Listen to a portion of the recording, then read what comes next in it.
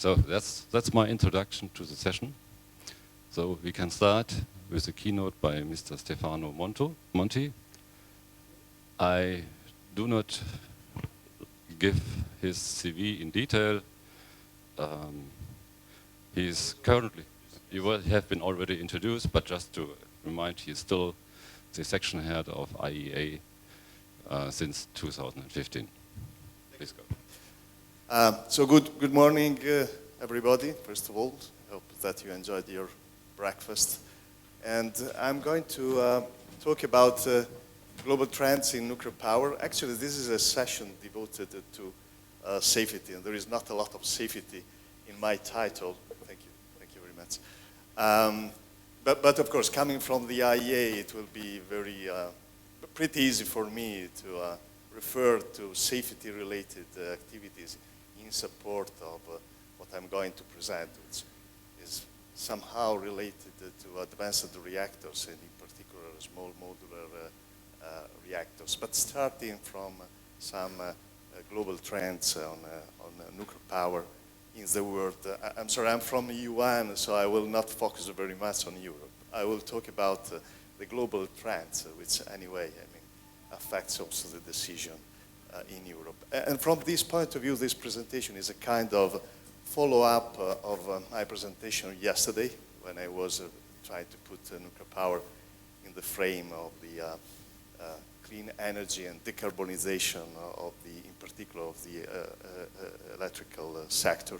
And when I was saying that the situation regarding affordable and clean energy in the world is not so good, I was basically referring to this graph, in which we see that still nowadays, more or less 70% of the electricity is being produced by fossil fuel, and the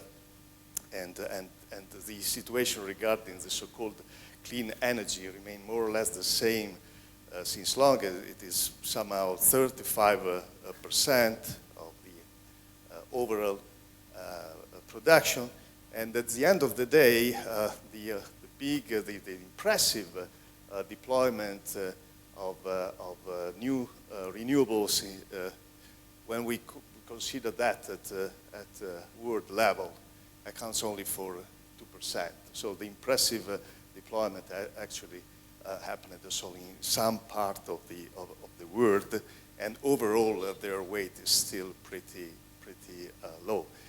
And at the end of the day, since we know that actually nuclear power was some 17% of the whole pie before Fukushima, nuclear has not been replaced really by renewables, at least globally. It has been replaced above all by gas.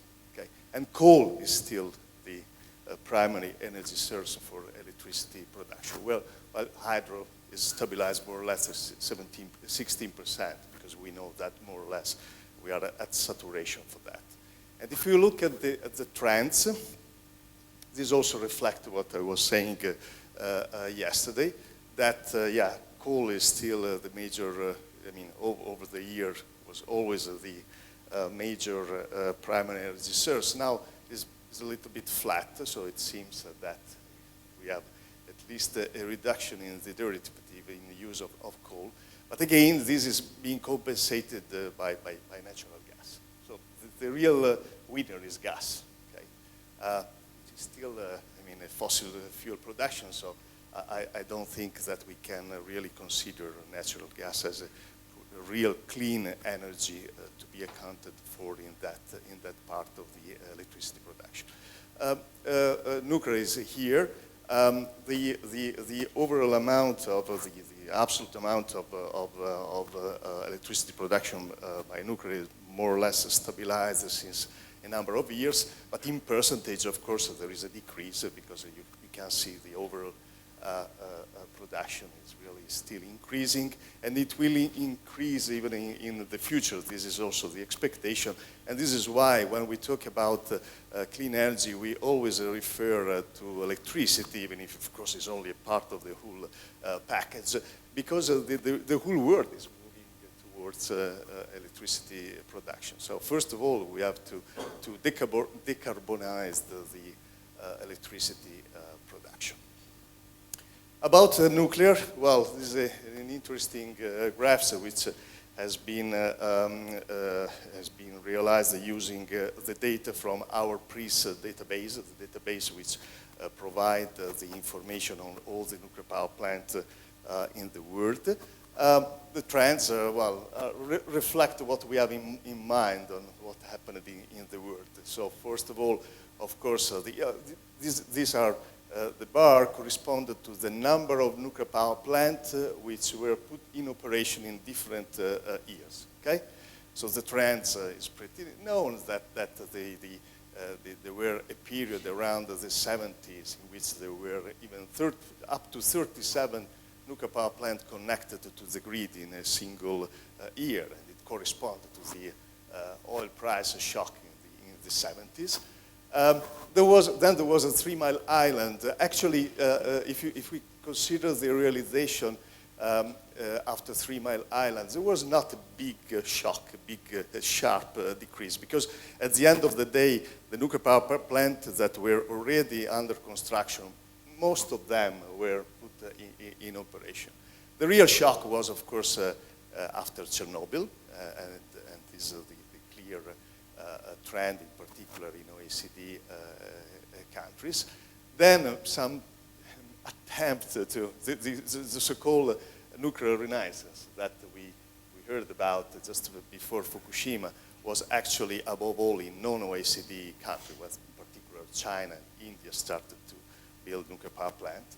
And then another shock was clearly Fukushima. So people that they say that in some international context, I heard that at the end of the day, Fukushima was not such an impact on the nuclear industry. It's not true at all. We had an impact from Fukushima, which demonstrated that, of course, safety is of primary importance if we wanted to keep nuclear in the package and in due consideration for our target regarding climate change mitigation and so on and so forth. And these curves are also pretty interesting. Here is the percentage. This is the percentage of nuclear on the overall package over the years. And this is the case of OECD country, where there is a clear decline in using of nuclear power. Here in this is the whole world, okay? And this is non-OECD countries. So also in non-OECD country, when we consider the percentage with respect to the overall electricity production, I mean, nuclear is still at some 5%. Of course, this decline in the use of nuclear power can be even worse. When I come back to the same slide that I showed yesterday, if we consider aging of nuclear power plants, above all in developed part of the world, in Europe in particular, and in the United States, more than 80% of nuclear power plants currently in operation are over 30 years. So of course, if we don't extend the life of this nuclear power plant, of course in a safe and secure way, well, in this part of the world, there will be a clear, sharp decline in the use of nuclear power, and this is why it's so important, of course, to proceed with the life extension of this reactor, which means, of course, on one side, nuclear power innovation, that I mentioned specifically yesterday in my presentation. On the other side is, of course, to put a lot of effort, because at the end of the day, we would like to have the so-called Gen 2 reactors as safe as the most advanced Gen 3 and 3 plus reactor under construction or first operation in these last years. And this is a challenge, okay? So, of course, the whole nuclear community should put really an effort in maintaining the current fleet in operation, but of course in a safe, secure, and well safeguarded manner. Well, if we consider now the trends are not really very optimistic. There are 54 power reactors under construction, and there are some 30 countries considering introducing nuclear power for the first time.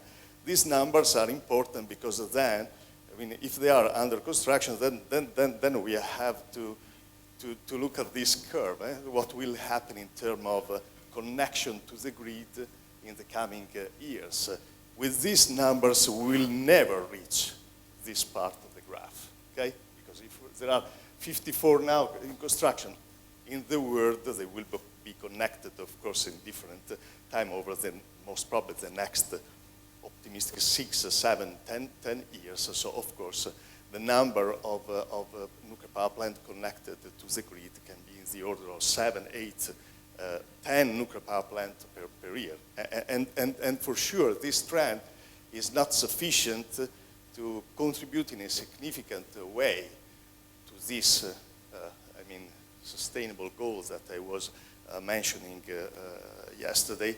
And when I say that energy is really at the centerpiece of the 17 UN SDG, I was referring to that for instance, there is 1 billion of people that they have no health care because of energy poverty, because there is a lack of energy. So this is why it's so important to keep the track of the clean and affordable clean energy, because it really is enable the achievement of all the other SDG goals. Where are these nuclear power plants under construction worldwide? Well, we know we have China with 11 under construction, which, by the way, is a lower number that they had in previous years. We have 7 in India, 6 in Russia. We know the case of Europe, Finland, France. We already put the UK, hopefully, and then Slovakia. These are the European case. And what else? Well, this is another, in my view, interesting, say, numbers, which again shed the light on where it's possible really to deploy nuclear power plant. Well, you can see here, okay, there are 54 nuclear power plants under construction in 19 countries, okay? But at the end of the day, okay, there are 14 developing economies, so most of them are in non-OECD countries, and 40 in state-owned operator, okay? 47, sorry, okay? So, and only 1 in a pure, what we can consider a pure deregulated market. So, this confirms what we have already stated, that nuclear power for sure requires a very strong state support with the adequate incentives. Otherwise, it will never fly. The major issue remains, of course, to mobilize private investors, and the real reason is that nowadays to propose a big project in the order of 10 billions, 20 billions with time to return of the order of 10, 20 years is really challenging. And from this point of view, small modular reactor, unless we really invent new financial schemes, are not very different. I just wanted to remind you the case presented in the MIT report, which was kind of a very well-known document published by MIT a couple of years ago. And it showed also the case of NuScale, one of the most advanced small modular reactor under licensing in US, in which, for instance, for the deployment of the first of a kind, there is the need of an investment of some $5 billion. And then with some mechanisms that they have put in place, with some lending money, etc., from the DOE, they can reduce this investment, this private investment at the level of 3.5. But the point is that the time the return from investment still remain in the order of 19, 20 years. Okay? So at the end of the day, it's not the problem to find 5 billion euros. I mean, I always say the world has never been reached as today. Okay? When there are private companies that they have a capitalization of 1 trillion, I cannot even pronounce. It's not so difficult to find investors which are able to provide 5, 10, 20 billions. The point is that when you tell these people that they will return from their investment in 20 years, they look at you, are you crazy? It's not clearly possible. Okay, so on one side, it's clear that nuclear power needs a clear policy at governmental level, and of course, we have also to work in a creative way, I would say, on new financial scheme which can favor mobilization of private investors, private investment. Situation in newcomer countries, this is always an interesting part of the picture because, of course, it gives the trends out of the classical nuclear country, which have installed nuclear power plant in the last 40, 50 years. The situation is pretty known. The one which are really closer to operation are the UAE, Bangladesh, Belarus, and Turkey. They are full committed on nuclear power. They have found a way, of course, with some particular financial schemes to go nuclear. They are all supported by the International Atomic Energy using our milestone approach. However, again, the situation in the newcomer countries also shed a light on the importance of one of the most important factors which remain in the nuclear power, which is the human capital. Okay? Because look at the case of UAE. It is not about technology. The technology and also let's say the management of the project was perfect. The reactors were built and let's say brought to commissioning, to almost commissioning on time and on budget, which is not trivial nowadays. But now, I mean, they lag behind. They cannot really start operation. Why? Well, because they don't feel enough ready in terms of human resources in operators to manage the reactors. Okay, so at the end of the day, this also gives another important message to all the nuclear community. On one side, there is a safety. On the other side, there is the effort, the continuous effort on capacity building and human resource development. Nuclear is a mature technology, but it remains still challenging above all for countries which don't have a solid tradition in nuclear, and it requires a lot of effort from the education and training viewpoint. About the rest of the numbers, there is another countries. We are not allowed, since these come from a categorization, internal categorization of so-called newcomer countries, we are not allowed to put the name of the countries related to these numbers. Is considered confidential because, of course, there are also political issues related to the fact that we consider a country in phase 0, 1, 2. I mean, more closer or less closer to a real deployment. However, these are this one is known as Egypt. And then there are these countries we can really think that they're the one which are preparing the infrastructure. Infrastructure in terms of IEA means everything, including human resources, including the adaptation of the legislation in order to go nuclear, in terms of putting in place a suitable nuclear regulatory body, and so on and so forth. So infrastructure is in the broader sense.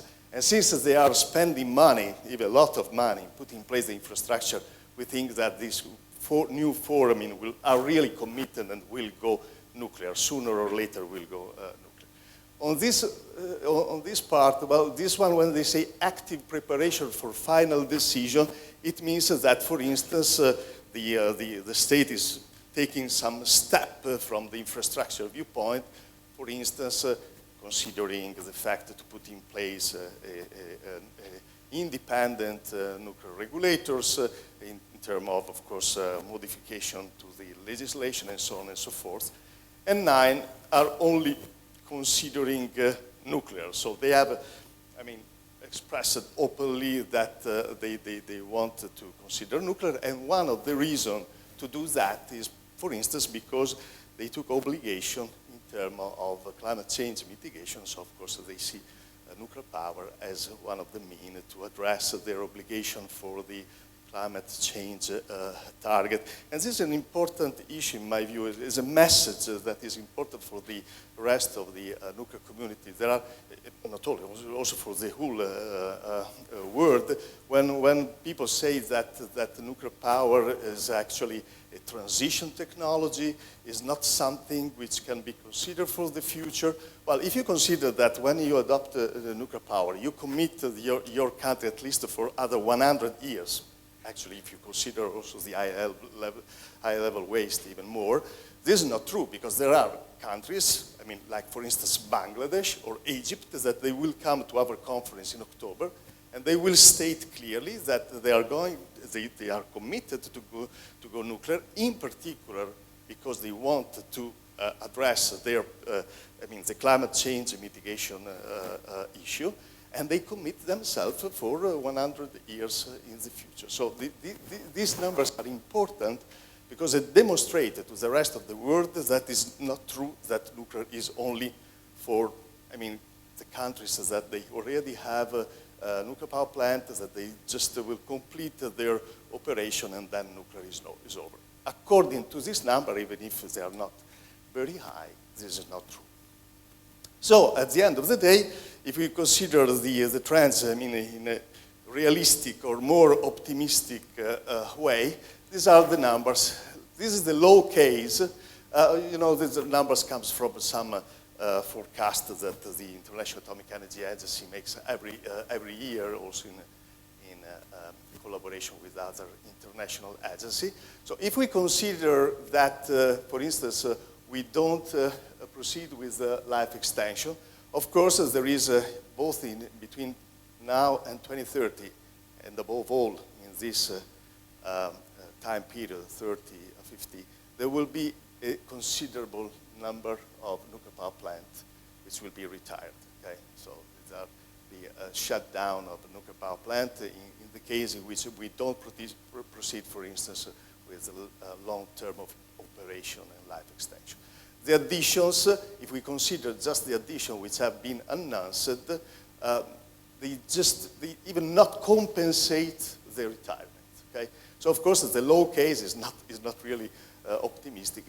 It shows this decline in nuclear power plant, in nuclear energy production worldwide.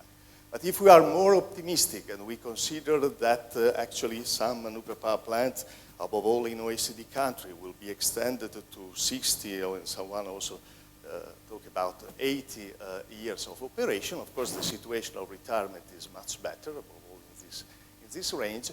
And then we can be even more, it's not related, but of course, if you consider that all these newcomer countries will also, the one which have just announced to go nuclear will, go ahead and will really take a commitment, of course, then we can even think that at the horizon of 2050, there will be more or less, double in the nuclear power plant capacity in the world.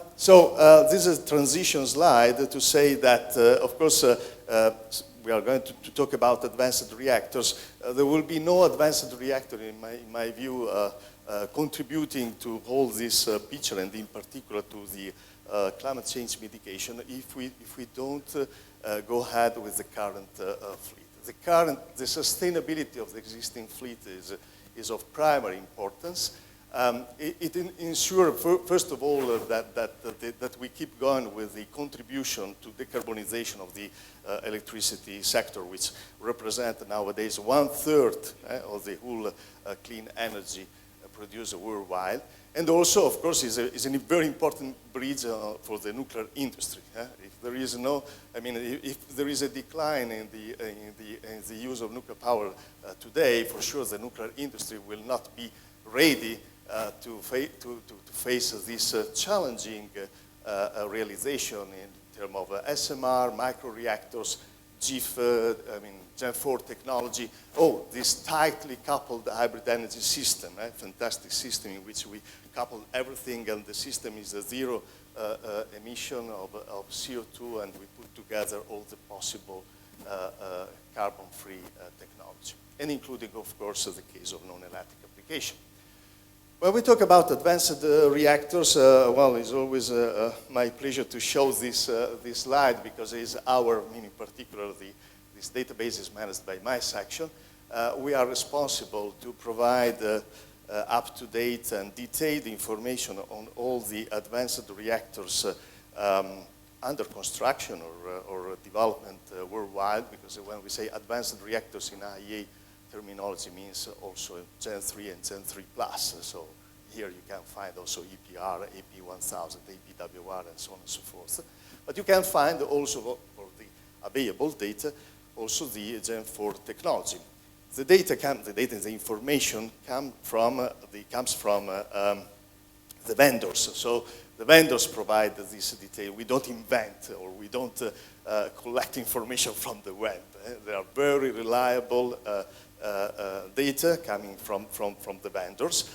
We just, of course, verify that there are no promotional statement, or that there is internal consistency in terms of technical information, but of course they come from the vendors and the developers. So I always launch this message that is very important to keep this database up to date, because this is also the database that we use when we go to the newcomer countries and we perform the so-called reactor technology assessment, which is another service provided by my section, in which we train, we don't give instruction, we train this, for instance, the so-called NAPO, to perform a comparison between different advanced reactor technology. We have a methodology and also a tool, very simple IT tool, which consists of a very detailed matrix. There are 19 major criteria and then a number of sub-criteria. And then we compose our matrix, and we can compare different technology with respect to the needs of the newcomer countries. Different newcomer countries, they have different needs. They have to decide what are the reactor technologies that they want to compare, and they have to instruct the IEA on what is important for you. And the needs are different in different parts of the world. And then we compare this with this methodology, we compare the different technology available on the market or near-term deployable technology on the basis of these criteria, and taking into account the needs of the country. So this is why it's so important to keep this database up to date. So it's a message also to the the company here that they are providing the different reactor technologies, because the data for this exercise come from the ARIS database. Oh, now talk about the SMR. Okay, well, I will be very, very short. I don't want. Well, this is the picture of the technology holders, okay, and which also show the big expectation in the near future. We publish this booklet, kind of dictionary of SMR every 2 years. Last year we published one with 56 SMR under consideration in the world. There are some which are very close to operation, like KLT 40 in Russia, but there are also others that are really at the conceptual phase. It was also very benign with my country. I put still IRIS. I don't know if someone here is still working on IRIS. Well, I put Italy. So just to say that actually there are also concepts that we are not very credible, at least for a near-term deployment. But the situation is pretty interesting. Look, for instance, Russia is known only for KLT 4060 and RITB 200, because they will be connected very soon. But look at the number of SMR of the different technologies that they are considering. The same US and other parts of the world. The reason why they are so interesting is because of flexibility, reduction in their shortening of the construction time, the fact that they should be shop fabricated and then transported to the site according to the demand. So it also from the financial viewpoint, in principle, are more interesting. First of all, because you reduce the construction time, and then because you don't need to install the whole capacity in one shot like with a big reactor. Okay, you can start with the first unit to be constructed, why not in 3-4 years, and then connect it to the grid, and then have already return from your investment, and with your return of investment to build another reactor, brought to the site, and so on and so forth. So from the financial viewpoint, they are interesting. They are also interesting because of their flexibility. They are more suitable than the big reactors to be, for instance, coupled with renewables. And because of their flexibility, they open the road to other possible application, for instance, in remote regions or in small grids worldwide. However, here I will not go through the whole things. There are potential technical and non-technical advantages among the ones that are the ones that are already mentioned. For instance, easier the financing scheme, or be particularly suitable for small electrical grid. However, we have also identified a number of challenges, and just because we were talking about the newcomer countries, it's clear that the major issue that any newcomer countries encounter in order to adopt SMR is the lack of operational experience. So since the country doesn't have an indigenous experience on the technology, of course it's very challenging for them to be the first to adopt SMR, which on the other side would make sense, because since they are normally these newcomer countries, they have also, they are developing countries, and they don't have actually the need of a big installation. Of course, SMR from this point of view are interesting also, of course, from the financing viewpoint. The IEA provides support to all the countries interested on SMR through this technical working group.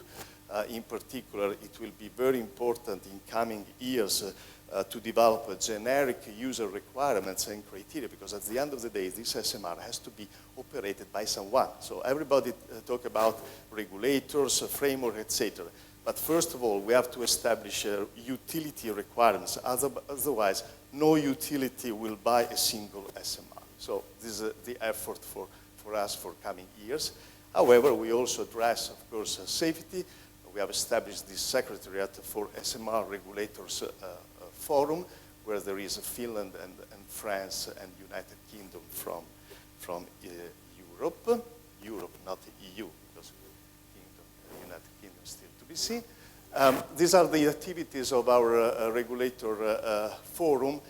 It's very, well, there is already a document for people who are interested, which makes the first consideration of the so-called graded approach on the defense in depth, and above all for this story of the emergency planning zone, because you know that the expectation for SMR is in particular the fact that the EPZ should be reduced, or even in some extreme cases also eliminated, while maintaining the fifth level of defense in depth, which is EPR, which is not the European reactor, but is emergency preparedness and response. This cannot be eliminated anyway, because it means that we are going to contradict what we have seen in the post-Fukushima analysis, that we have to strengthen the overall concept of defense in depth, also with a strong fifth level of the defense in depth.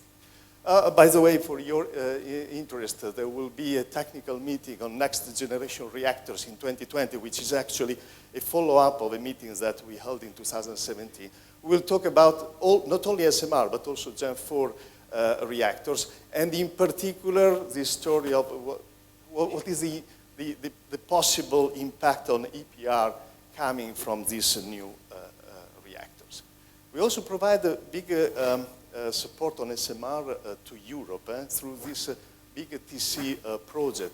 We have some European partner, let's say, in this big technical cooperation program, but unfortunately not very much, not according to the increasing interest in SMR also in Europe. So if you wanted to start looking at, this is a good mechanism to join the SMR community. The SMR, yeah, I just finished. I just want to say that, yes, since it was part of my presentation, I just want to touch upon the fact that there are also big expectations in terms of addressing the non-electrical part of the nuclear power production, which is the so-called non-electric application, and of course you can address all these applications also with the big reactors, but because of their flexibility, we think that SMR are more suitable for non-electrical application, and since there are SMR of any reactor technology, from water-cooled reactor to gas-cooled reactor, liquid metal-cooled reactors, very high temperature, and also molten salt reactor. Of course, there is the possibility, according to their evolution and progress, to slowly, okay, open the road to application at increasing temperature. So is a deployment which can go together with the development and deployment of the different SMR technology. I don't want to really, it was too long and short. So I stop here because I think that at least I touched all the main points of my presentation. I thank you very much and apologize to be so long.